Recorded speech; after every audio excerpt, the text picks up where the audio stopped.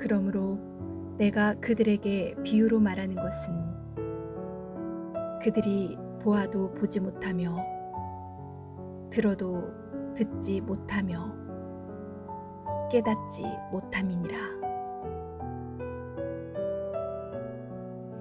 예수님은 비유로 말씀하시기를 좋아하셨습니다. 비유로 말씀하신 이유는 두 가지입니다. 첫 번째 이유는 말씀을 더 잘 알아듣기 쉽게 풀어 설명하기 위함입니다.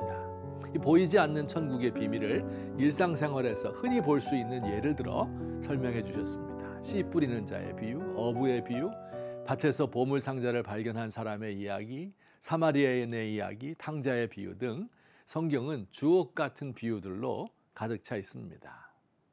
비유로 말씀하신 두 번째 이유는요, 놀랍게도 말씀을 못 알아듣게 하기 위함입니다. 아니, 말씀을 알아듣게 하는 것이 아니라 말씀을 못 알아듣게 하신다고요? 무슨 뜻입니까? 제가 설명을 좀 드리겠습니다. 예수님이 씨 뿌리는 자의 비유를 이렇게 말씀하셨죠. 씨 뿌리는 자가 씨를 뿌리는데 어떤 것은 길가에, 어떤 씨는 돌밭에, 어떤 씨는 가시떨기 위에 떨어져서 결실하지 못하였다. 그런데 어떤 씨는 좋은 땅에 떨어져 많이 결실했다. 귀 있는 자는 들으라. 이게 예수님 말씀의 끝입니다. 이렇게 말씀하신 후 더 이상 아무 설명도 없이 휙 가버리셨습니다. 그러니 누구도 이를 이해할 수 없었습니다. 예수님의 행동이 하도 이상해서 제자들이 예수님께 물었습니다. 왜 비유로 말씀해 주십니까? 왜 수수께끼 같은 말씀하시고 해석도 안 해주십니까? 예수님의 대답입니다. 천국의 비밀을 아는 것이 너희 제자들에게는 허락되었지만 그들에게는 허락되지 않았다. 도대체 예수님은 왜 이렇게 하시는 걸까요? 왜 비유로 말씀하셔서 그 말씀을 감추시는 걸까요? 자, 우리 예수님의 입장이 돼요. 한번 생각해 봅시다. 예수님은 이 땅에 오셔서 천국 복음을 전하시고 천국 백성의 삶에 대해서 산상수훈에서 이미 다 말씀해 주셨습니다. 그리고 귀신을 쫓아내고 병을 고침으로써 당신의 말씀이 진리라는 것을 보여주었습니다. 그러나 사람들의 반응은 어땠습니까? 당시 종교 지도자들은요, 예수님을 거부하는 것으로도 부족해서 그가 귀신의 왕이 짚였다고 했습니다. 백성들은 신기한 기적을 보려고 할 뿐 회개하고 돌이키지 않습니다. 예수님은 이 백성들의 반응에 대하여 실망하셨습니다. 예수님은 백성들에게 이제 충격적인 방법을 사용하고 계신 것입니다. 알아듣지 못할 비유의 말씀을 하시고는 아무 설명도 없이 사라져 버림으로써 의문을 자아내게 만드는 충격요법을 쓰고 계시는 겁니다. 이게 비유로 말씀하신 두 번째 이유입니다. 진리에 관심이 없는 사람이라면 이런 예수님의 행동에 대하여 아무런 반응을 보이지 않을 것입니다.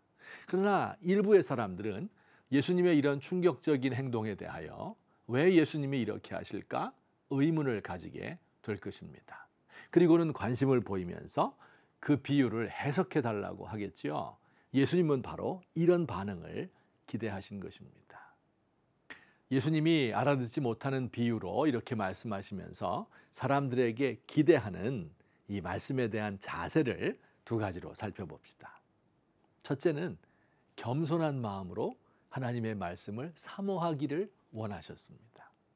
예수님은 당신의 뜻을 지혜롭고 슬기 있는 자들에게는 숨기시고 어린 아이들에게는 나타내셨다고 말씀합니다. 예수님의 제자들은 예수님의 이 알아듣기 어려운 비유의 말씀에 대해서 우리에게 비유를 설명해 주세요 라고 간곡하게 요청하였습니다. 둘째로 예수님이 원하시는 것은 말씀을 깨닫는 것입니다. 예수님은 좋은 땅에 심긴 씨앗에 대하여 설명하시면서 말씀을 듣고 깨닫는 자가 좋은 땅이라고 하셨죠. 여기 듣고 깨닫는다. 듣는다 하는 말은 그저 귀로 듣는 것이 아닙니다. 귀담아 듣고 순종하려 하는 것입니다. 엄마 말 잘 들어야지 라고 할 때 바로 그런 뜻이죠. 듣고 깨닫는다. 이 깨닫는다는 우리말 표현은 참 좋은 것 같아요. 영어로는 understand인데요. 이거보다 훨씬 더 좋습니다. 깨닫는 자의 깨라는 글자가 있죠. 아래서 깨다, 잠에서 깨다, 같은 글자를 씁니다. 우리 마음을 싸고 있는 두꺼운 막을 깨는 것입니다.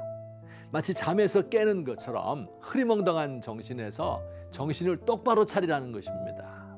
깨닫는다 하는 것은 나의 깊숙한 곳까지 하나님의 말씀을 비추어서 나를 돌아보고 그 말씀에 따라 살아가겠다고 결심하는 것입니다.